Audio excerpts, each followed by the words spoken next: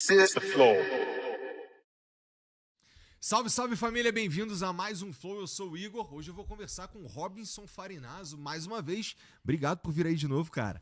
Valeu pela moral. Agradeço pelo convite aí. Boa, valeu pela moral. E assim, tu deve ter, eu tenho certeza que você tem aí várias histórias fresquinhas sobre essa guerra, várias informações do andamento da guerra, in loco inclusive, porque tu tava lá, né? Tu tava lá no Irã.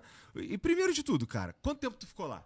Fiquei 15 dias. Só que não são histórias frescas, que tava 50 graus lá, Tá bom, cara. tá bom, História tá bom. quente pra caralho. Tá bom. Tava muito. Sabe o que? Quente assim. Você descia do ônibus com a garrafa de água na mão, a garrafa esquentava na tua mão, cara. Difícil de viver mesmo. Cara, eu não sei como é que essas pessoas vivem. Naquele calor, o pessoal com o chador, né? Os sheiks com a roupa abotoada, eles estão acostumados com aquilo. É a vida deles. Estão acostumados. O inteirano, enterro do caminhoneiro tava muito quente. Eu pensava, porque o pessoal falou, o Irã é quente, né? Mas assim, eu sou de Catanduva, perto de São José do Rio Preto, que é quente pra caralho. Quente pra cacete. Trabalhei em Bangu, na Marinha, que é quente pra caralho. O Irã é mais quente que tudo isso, cara. E os caras normal, malandro. Assim, o que mudava? Eles tinham muito voluntário, então ajudando as pessoas por causa do calor, para não desmaiar. E o bombeiro lá em cima jogando água nas pessoas lá embaixo, que a água, na verdade, evaporava antes de chegar no chão. E uns caras... Sabe aquelas bombinhas da turma da dengue?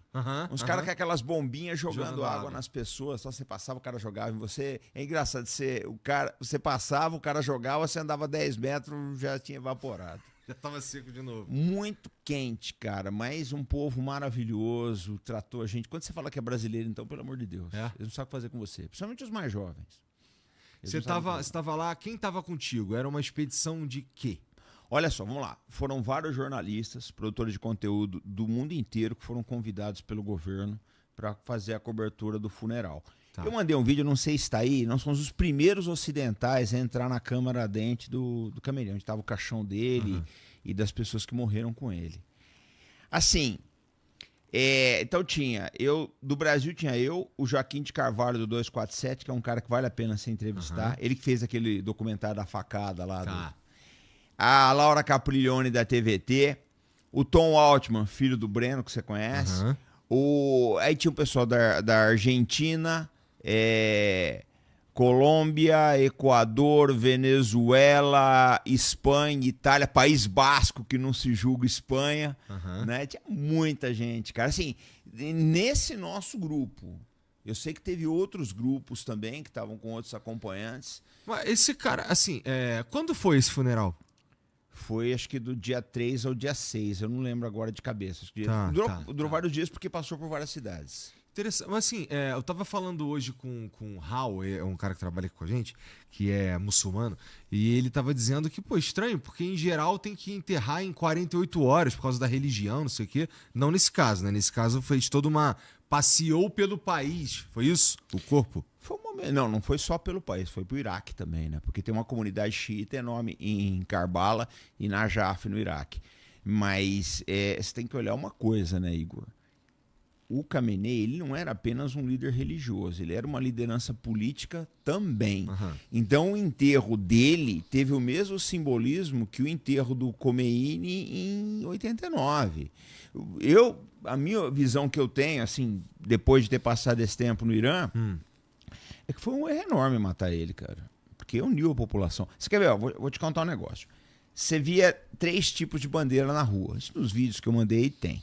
Então tinha a bandeira do Irã, que é aquela... Ô, Vitão, à medida que tu quiser ir soltando os vídeos aí, fica à vontade. Ele vai falando, solta os vídeos, tá bom? Vê se eu mandei o vídeo do enterro. Se eu não mandei, eu mando agora. Tá.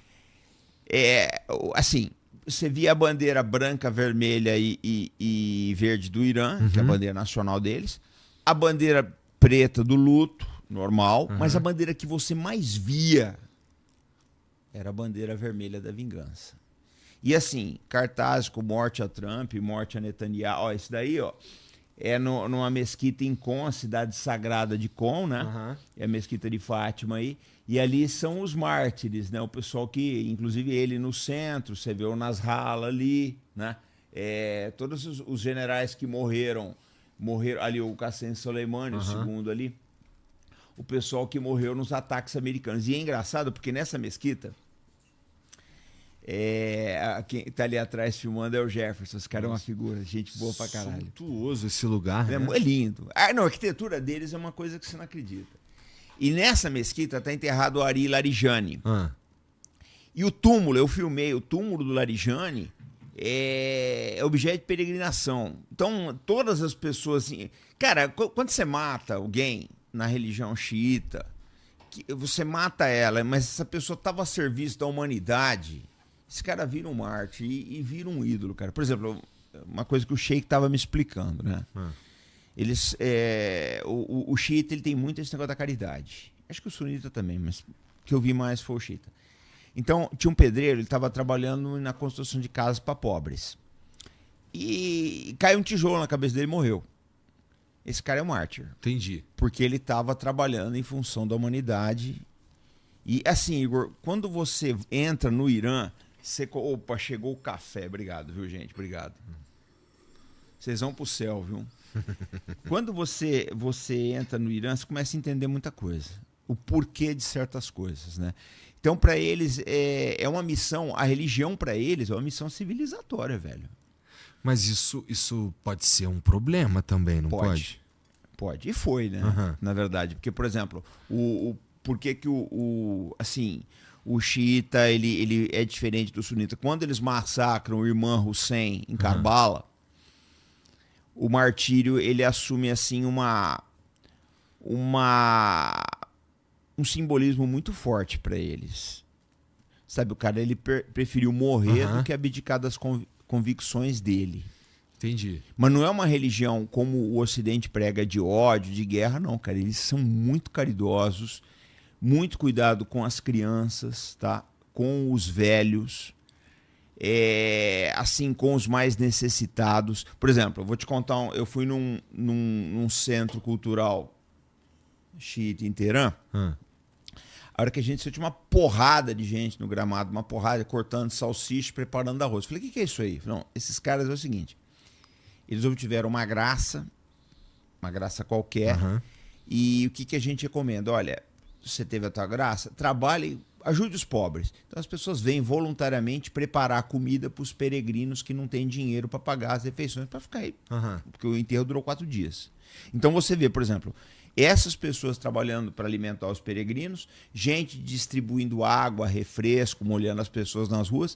E no cemitério de Teherã, que é enorme, acho que um dos maiores cemitérios do mundo, perto do cemitério, o governo destinou uma área muito grande, cheia de barracas ali, para o pessoal que não tem condição de pagar um hotel, etc. Entendi. Tudo movimentando tudo para dar condições de todo mundo que quiser prestar homenagem para o Khamenei conseguir, porque isso também...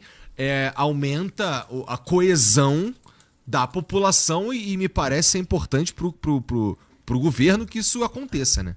Igor, mas é um negócio, olha, que você não acredita. A gente foi numa recepção do Ministério das Relações Exteriores, teve uma noite que a gente foi numa recepção, e aí eu tava com... Tem o nosso guia é um sheik, né, o Ruhola, e eu quero até mandar um abraço para ele aí, e ele fala um português excelente. E eu falei, Rola, porque eu vi os trajes, tinha uns trajes bonitos. Eu falei, de onde é aquele ali? Ruhola. O mesmo nome do Ayatollah Khomeini, né? Ruhollah Khomeini. Ruhollah. Ruhollah. E eu falei, de onde é? Aí ele, Kurdistão. O outro, não sei o que, Baluquistão. Então, assim, cara, era um negócio... Porque o Irã não é um país só persa, né? Tem persas, azeris, baluques, árabes, judeus, curdos, armênios. Você tem de tudo. O pai do Khamenei era azeri. Ele não era totalmente persa. Então, assim, cara, é um choque cultural muito grande. Antes dessa guerra, como é que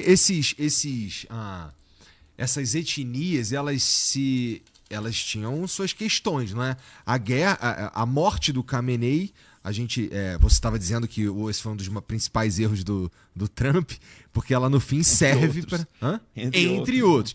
Porque tornou o Khamenei um mártir e serviu para unificar em alguma medida essas diferenças que estavam tendo no Irã, não é? Contra um inimigo externo, que talvez seja a melhor coisa mesmo para unir uma população, né? Um inimigo externo.